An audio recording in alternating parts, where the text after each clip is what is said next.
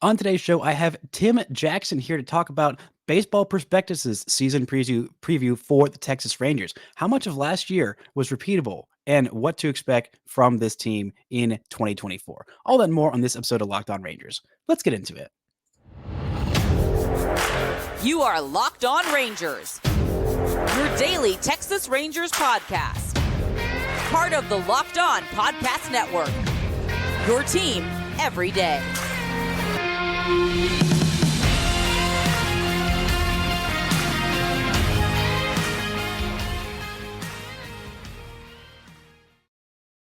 You are locked onto the World Series champion Texas Rangers. I'm Bryce Patrick, a cripplingly addicted Texas Rangers fan covering this team for 10 seasons, including all 5 as the founder and host of this podcast. Thank you all so much for making Locked On Rangers your first listen every single day. If you're not already, you can follow me on Twitter at Bryce Patrick. You can follow the show at Locked On Rangers. You can follow my guest at Tim Jackson Says on Twitter. Hit subscribe on your favorite podcasting platform and on YouTube, where the best way you can help grow the show is to comment nearly any single thing below.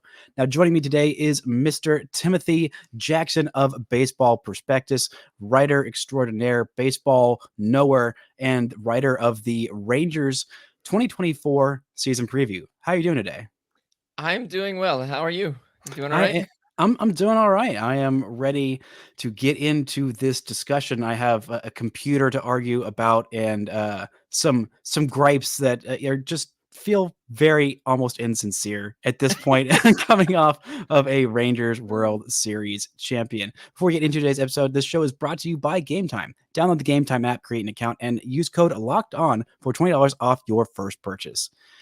Now, I think the most important line in the entire 2024 season preview of the Texas Rangers happens before we get into any of the body paragraphs. It starts out with most recent playoff appearance in bold, 2023, parentheses, one World Series. And, I feel like it could just stop there, honestly. I mean, the most important thing, in my opinion, to happen in the history of mankind, let alone baseball, was the Rangers winning that 2023 World Series.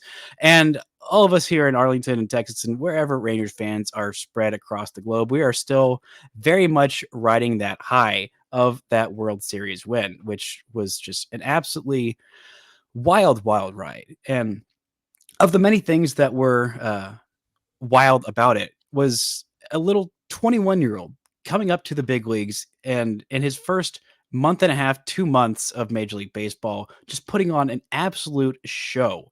And some of the underlying data wasn't quite as enthralled as the rest of us watching Evan Carter. And the projections for him, according to PECOTA, are not quite as flattering as I might have expected. I'm curious what went into some of those projections, putting Evan Carter as a very harsh, I believe, is a 218, 315, 355 slash line. And do you agree with some of those projections, or are they is he a little bit hurt by some of the things that he didn't do well at the big league level? Well, I'll just say right off the bat that I don't necessarily agree with him. I think it would be devastating if Evan Carter hit 218 in 2024. The one thing that especially when it comes to projection systems, PECOTA is conservative and I don't want to say skittish, but in my experience kind of working with it and seeing it come out and reading through it, it is always wanting to see more before it believes more. So it's mostly a track record thing when it comes to a guy like Carter, because he just hasn't been in the majors much. And 23 games were super exciting in 2023, but ultimately I just don't think enough for it to buy into. And the playoffs, I actually don't know that the playoffs get factored into a ton of that either, just because they look at comps and so many like factors go into the projections. And I don't want to sound like I'm talking out of my rear end, so to speak, but I don't put them together, right? So I know just through working with them, they are naturally conservative. I would be devastated if he hit 218. So I'll say that much. I disagree there. I think that's one of the spots where it's like, if you're looking at the Rangers projections through PECOTA and you see a soft spot, that's it. And it's like, oh, they could break through a little more there. They could get more value out of that spot for sure. Yeah, and I think it also has the same thing for Wyatt Langford. It has him as I think is this measuring war point four WAR player, which he has an even smaller track record than Evan Carter because Mm-hmm. was in the minor leagues for what, 2 months basically. It was a very fun 2 months, but it was still a short stretch. So I think is that kind of one of the things that might lead into it being a little more skittish about a guy who has 2 months of professional ball under his belt. Yeah, for sure. And I mean, even right off the bat, like we saw top, like you kind of hinted at it. We saw top line production or we saw top line results, right? But if you look at like just hard skills in terms of a max EV, he was kind of under that threshold that Rob Arthur had found a few years ago when it comes to like 108 miles being significant. We only got 107.5.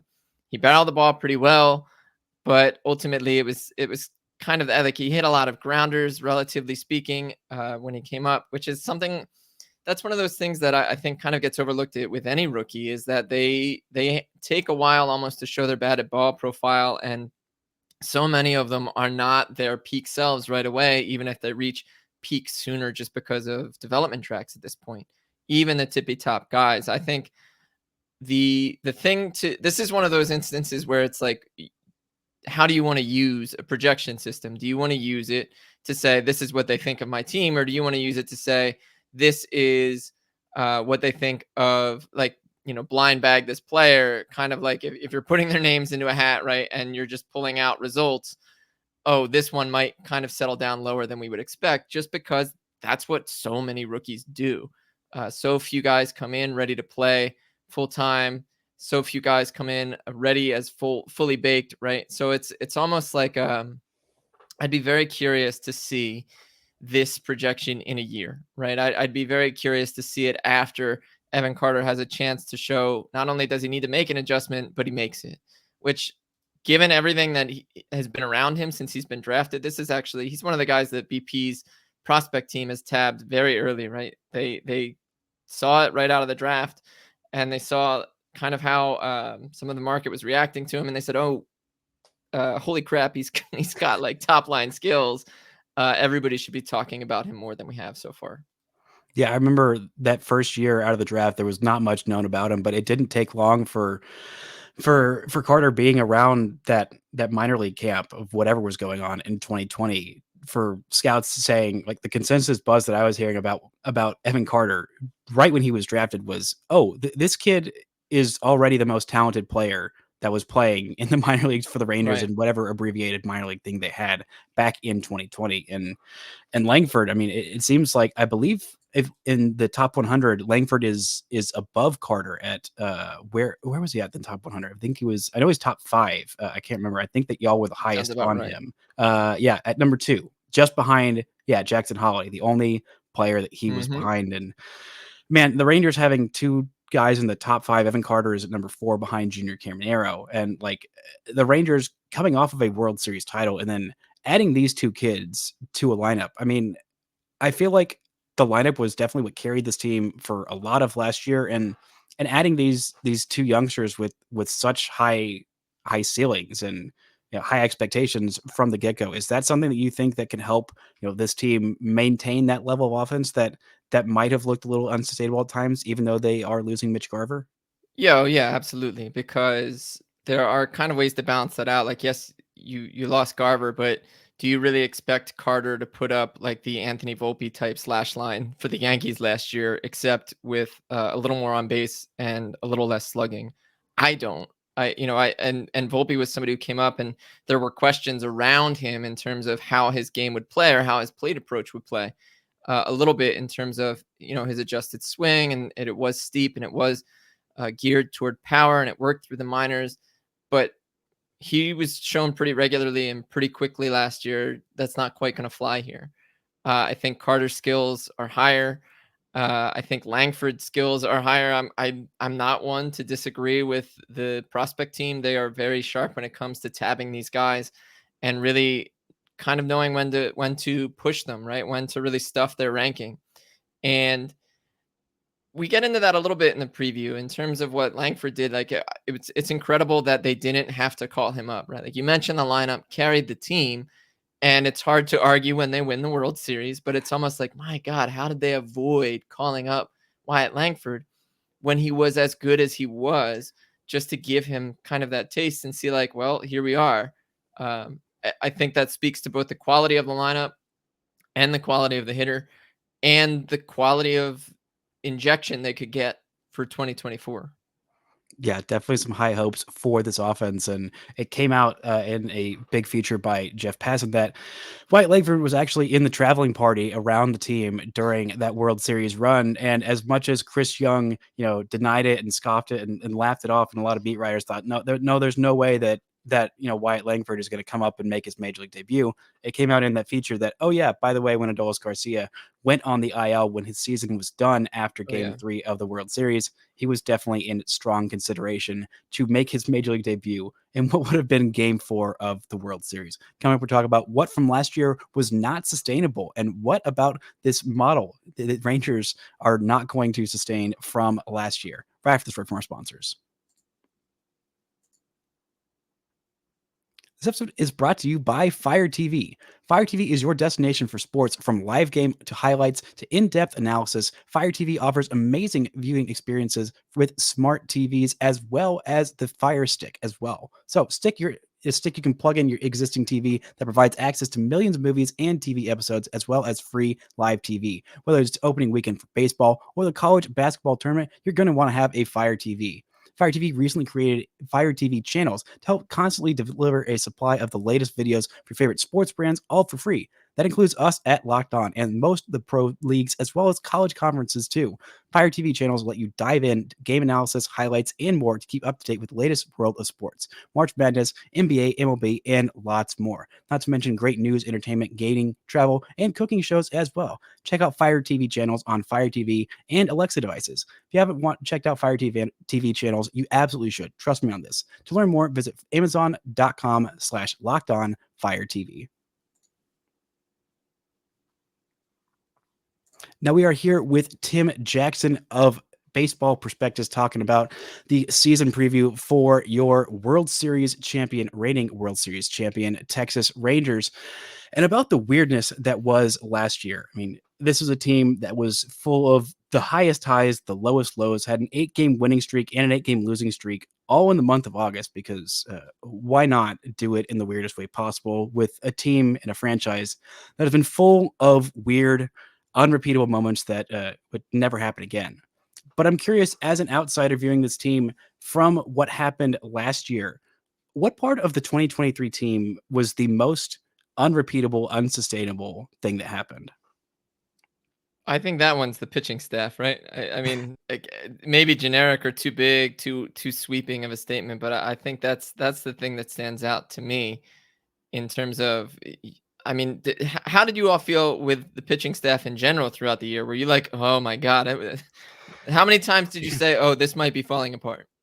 Well, at the beginning of the year, I felt really good about it because of the depth and because there were so many options. And I thought maybe they had to make a trade at midseason, which they did acquire 2 different starting pitchers at the deadline that worked out pretty well. But I mean, from the end of the regular season in 2022 to the trade deadline in 23, the Rangers acquired 7 starting pitchers.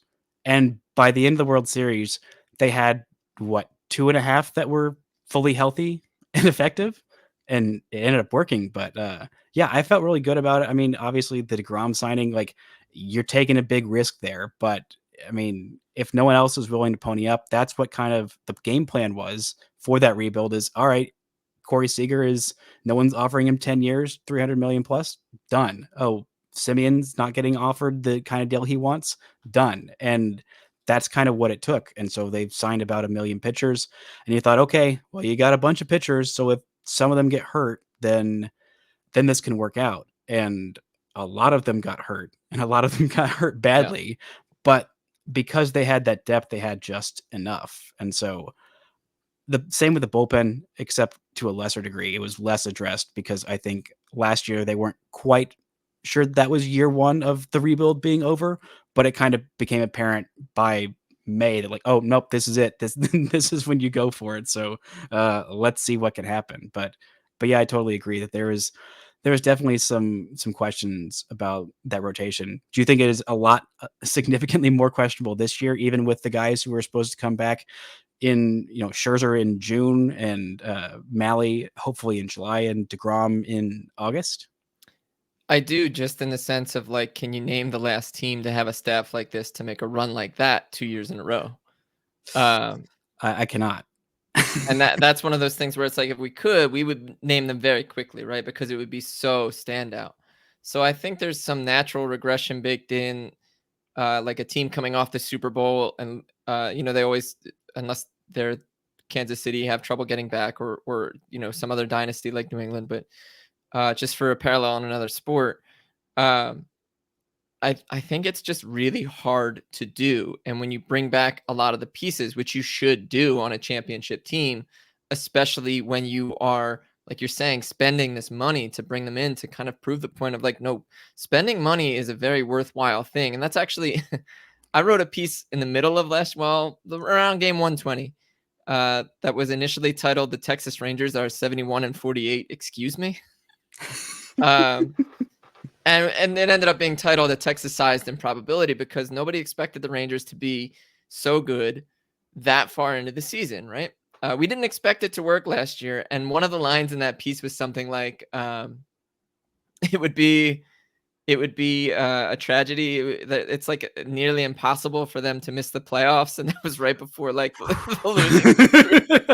It was right before things started going way downhill. Yeah. So I'm glad it worked out. I'm glad that one doesn't come back to hit me in quite the way it would have if I was like, there's no way they'll miss the playoffs.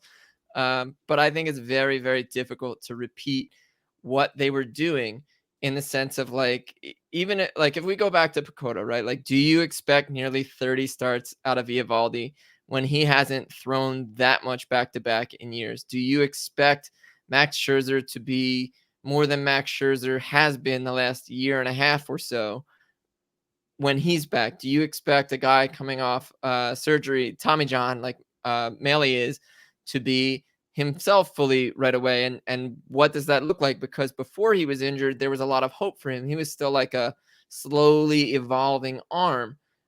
Do you think Jacob DeGrom is going to throw more than 3 innings at a time?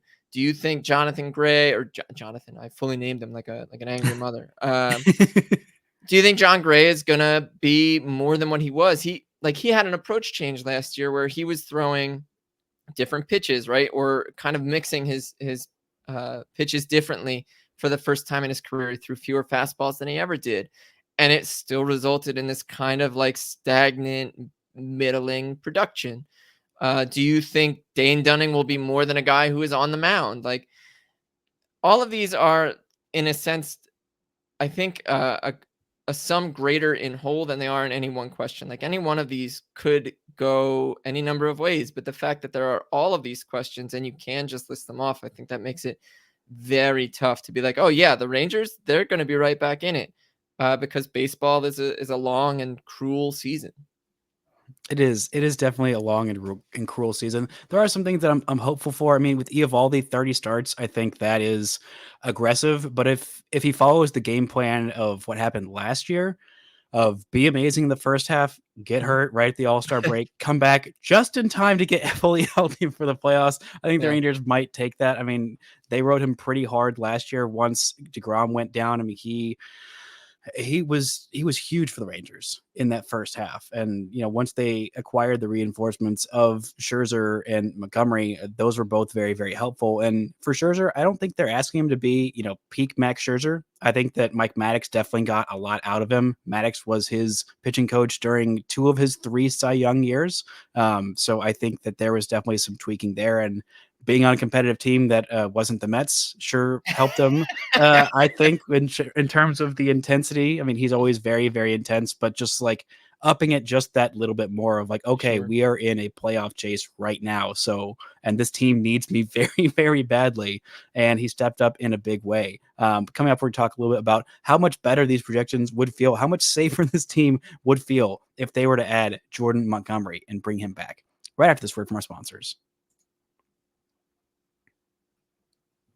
This episode is brought to you by PrizePicks. PrizePicks is the best daily fantasy app out there. Even though football season may be over, the action on the floor is just heating up. Whether it's the tournament season or it's fight for the playoff of home court, there's no shortage of high-stakes basketball moments this time of year. Get in on the excitement with PrizePicks, America's #1 fantasy sports app, where you can turn your hoops knowledge into serious cash.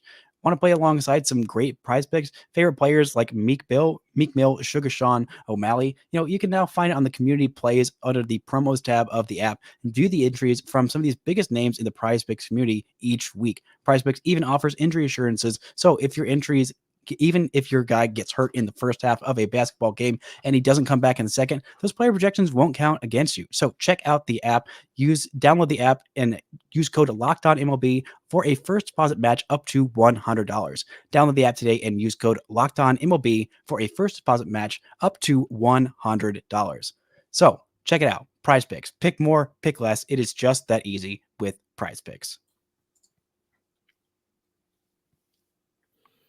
Now we are here with Timothy Jackson of Baseball Prospectus talking about the Rangers season preview, the reigning champs, how hard it is to go back to back, but it might get a little bit easier if the Rangers would go ahead and bring back the tall, lanky lefty in Jordan Montgomery, who somehow, as of this recording, 4:26 p.m. Central Time, March 6th, I keep checking my Twitter account because it's many times it's happened that news is broken while I'm in the middle of recording a podcast episode. But right now, it is still a possibility, maybe even a likelihood. I don't even know at this point. We've gone back and forth so many times. But if this team had a Jordan Montgomery, a guy who you felt much better about, easing up some of the burden on that rotation, some of the question marks like Cody Bradford or Dane Dunning in the back end of that rotation, how much better would you feel about this team going back to the playoffs, maybe being the first team to repeat as champs in the 21st century? I'd feel a lot better. I think a lot of teams would feel a lot better with Jordan Montgomery. This is one of those issues that, we go bigger picture and we look at how the MLB offseason plays out, and we've heard these ridiculous things about like, a signing period and this and that. And I don't really get why these guys are still around. Some of them, Montgomery being like one of the top names, right? It's just that idea of almost like going out of our way to avoid being better. So whoever signs him, I think, will benefit greatly because ultimately Jordan Montgomery is one of the steadier arms in baseball. He's somebody who made it through New York. The Yankees do weird things to players, right? And he survived that. He's been remarkably consistent over the course of the majority of his career. His walk rate has been below. There it is, below average. It's better than average because it's below 8%, right? For pretty much his whole career, going all the way back to like his second year. I think that's such a big deal. You look at in the grand scheme of a season when you have so much variance, like we've just been talking about through the rest of the rotation. If you can have an arm who can come in and you know exactly what he's going to be doing and how often he's going to be doing it, because in the last 3 years, he's thrown 157, 178, 188 innings, right? 335 innings total, which is something so few guys do. It would be a massive deal. It would be a huge, huge rock for them to lean on throughout the course of the year because you could expect him to be there because he's been there. Yeah, he definitely has been there. And it would be nice for the Rangers to be able to home grow their own starting pitchers so that they wouldn't have to worry about not bringing back Montgomery. But I don't even want to talk about Jack Leiter and Owen White. And I definitely don't want to talk about Cole Winn in this moment because that's a much sadder conversation that I'd like to have today. But I'm curious. This is the hardest question for me to answer looking back at that 2023 World Series team, but especially during the regular season. What percentile of an outcome would you say that regular season of 90 wins was, looking at where they were at the beginning of the season? Because you have to factor in so many things. It felt like a lot of things went right, but a lot of things also went very wrong. You got 6 starts of DeGrom. You missed a month and a half of MVP level Corey Seager. And so it's hard to say that they got particularly super lucky, but they also weren't not super lucky, if that makes any sense. It makes plenty of sense because if you look at their season, they ran the gamut, right? Like they gave you the full experience possible. Like we can talk projections and percentiles, and it's like you guys got everything from 0 to 100 over the course of the year, which is like remarkable. And like I'll be curious if in a few years there's a study that's like, oh, there was a spike of heart attacks in Texas in 2023. We're trying to figure it out. Putting a percentile on it is tough. I think even with some of the downside in there, because it's something you would bake in, like it feels like how many people were picking them to be where they were. It feels like it has to be sneaky high, almost like 70, 80 percentile or 70th or 80th percentile, right? Yeah, I feel like it because I felt optimistic with my 85 win projection. I had them 85 wins and Yeah, the third wild card team, but I was like, I'm feeling really good about this team. I didn't expect the offense to like everybody to just break out the best way they did. I'm a big Josh Young guy, but I didn't anticipate what he was doing in that first half. And right. Adolis figuring out how to walk at a good rate, that that was very surprising. But Corey Seager being one of the best players in baseball, that's not surprising. Simeon being one of the best players in baseball, that's not particularly surprising when they're a middle infield duo you paid $500 million for 7 and 10 years respectively. Right. So yeah, I feel like I go would ahead. say it's definitely high for sure. Not to step on your toes there, and I think it's interesting that you're mentioning all these things kind of click together, right? Mhm. But the Garcia thing is fascinating to me because he was kind of building toward that for a few years, right? Like he's been a progressively better player for the last few years, and I think that's really really interesting. Like Robert Orr writes with BP, and he's developed. Are you familiar with this? I'm sorry. The His Seager metric, metric? yeah. So he's Yes. got the Seager metric, and like it's named after Corey Seager for a reason. But Texas ranked 3rd in it as a team last year, so it's like they're doing something collectively very interesting. I know we're talking about Montgomery and kind of how the rotation has shaken out or could shake out, and we've talked about how strong the lineup is. But it seems like they might have something cooking in terms of just being able to message with their players and being able to deliver a message, at least in the hitting side. I don't know. Do you feel anything kind of like that on the pitching side when it comes to development or in or on the roster right now?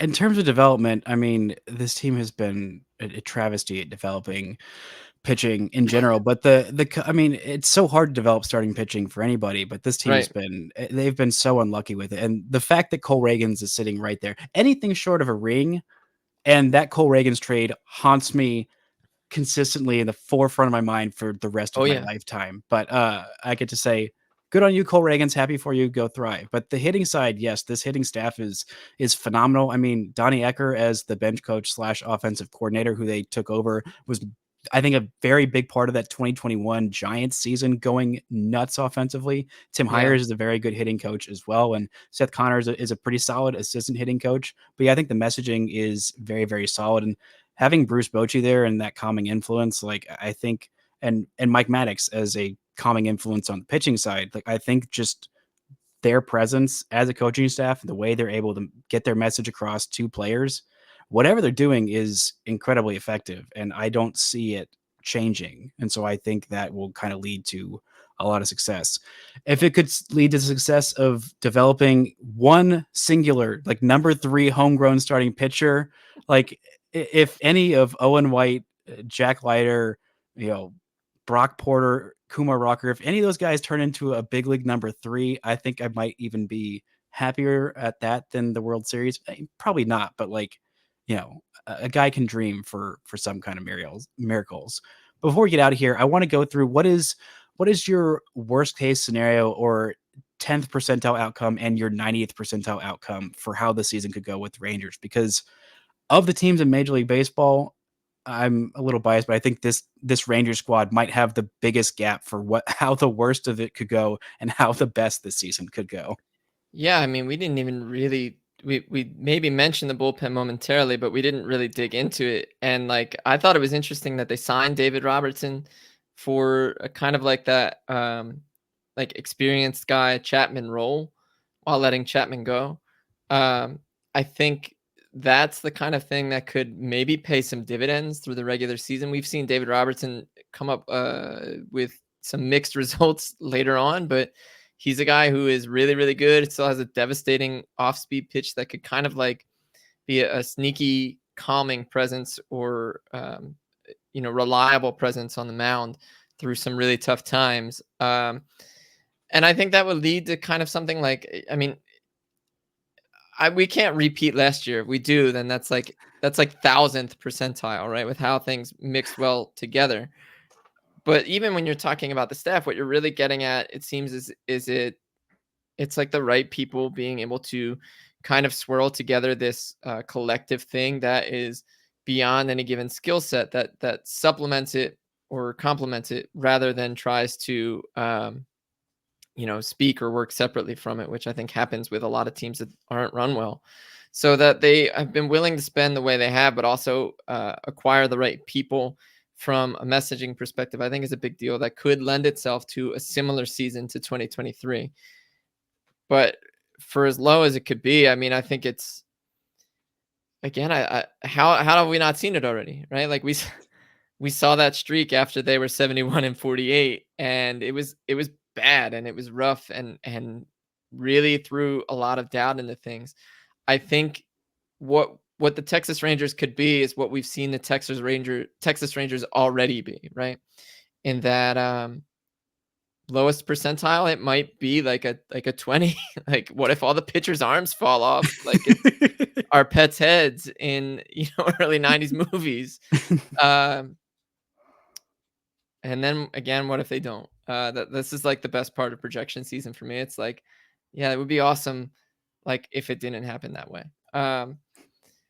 I don't know. I feel like I'm almost beating around the bush, but I feel like we can't expect a repeat because it would be unhealthy on your poor health. I think it would definitely be unhealthy, but like not quite as unhealthy because some of that burden, I mean, as growing up as a Phillies fan, like once it's happened, I don't know about how this actual season will be, but I'm hoping in the other sports that I've been watching after the Rangers won the World Series, no matter how devastating the loss, even when the Cowboys, crap the bed in the playoffs, or, when the Mavericks have some bad thing, or whatever other sports team I'm watching, and if it goes horribly wrong in a way that would have utterly devastated me even just like a year ago, I'm just like, oh well, let me go watch that Corey Seager home run. Let me go watch that walk-off home run by Adolis Garcia, because nothing can hurt me anymore. And I think that might rub off a little bit onto this team this year. And even if it doesn't, again, I'm just going to go watch that Corey Seager high drive. It's tied. Home run, go brr, and make all of my pain and troubles go away. But thank you so much for joining me today, Tim. Where can the find people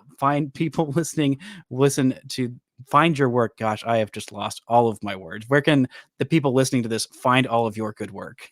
They can find it at Baseball Prospectus. Me and many other much smarter people who are very worth every subscription dollar you could send to the site. We have so much going on there. But you can find me at Baseball Prospectus. You can find me on Twitter at Tim Jackson Says, and on Blue Sky, I think at the same handle. And again, really BP. I'm there twice a week, and so are a bunch of other really, really smart people. BP is such a great site, doing such great projections. I can't wait to be very annoying at the end of the season if the Rangers outwork those projections. See, take that, hating computer. The Rangers have heart that no computer could ever manage to capture. But Tim, thank you so much for joining me. Y'all, thank you so much for listening and subscribing. And until next time, don't forget to enjoy World Series champion Texas Rangers baseball.